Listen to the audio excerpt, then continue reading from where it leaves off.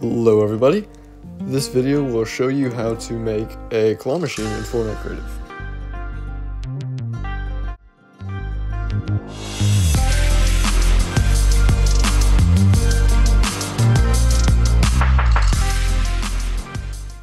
Alright, to start the build off, build your own claw machine. I'm not actually going to show you how to build the actual shape of it. I just use primitive shapes, the alphanumeric gallery. I used one of those props from the shark gallery for the key scanner. I used glass. I used the lamp and some factory pieces for the claw, which I just put like 3 of them down. And then I also used these toys, which to find them, they'll be in the Spooky Gallery B, I think. Spooky Prop Gallery B, something like that. You'll see it up on screen. Right, so here's a rundown of the devices you're going to need. You're going to need one prop mover, which you're just going to copy and paste for every single prop you use for the claw. I used 4, so I have 4 prop movers. 3 triggers. For this, you're going to need 2 HUD message devices, which are optional, but I like them. I would use them if I were you.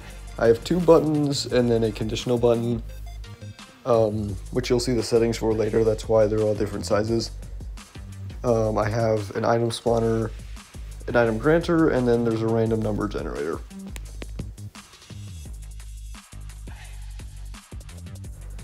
Alright, so here's the settings for all the devices. I'm going to tell you what the device I'm working on at the moment is for each device.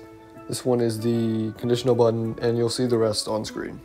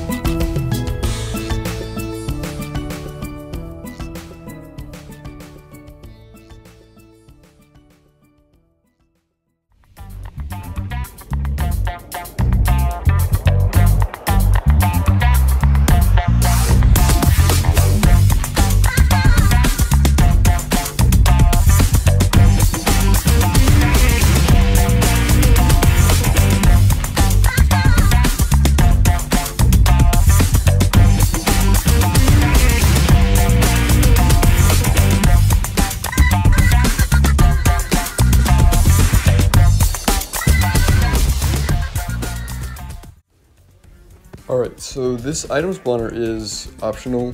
If you want to have like something where you pay gold to get the key card, you can do that. You saw the settings for them. Here's the item granter, which you actually do need to do. And then once you have all these settings changed, you're just going to drop a few like consumables into it, whatever you think is fun. Guns, if it's like a battle royale map and you want to add a claw machine to a battle royale map for some reason, do that, I guess. Alright, and here's the actual test. The way that this works right now is that you will lose 2 out of 3 times and win 1 out of 3 times. You can mess around with the random number generator.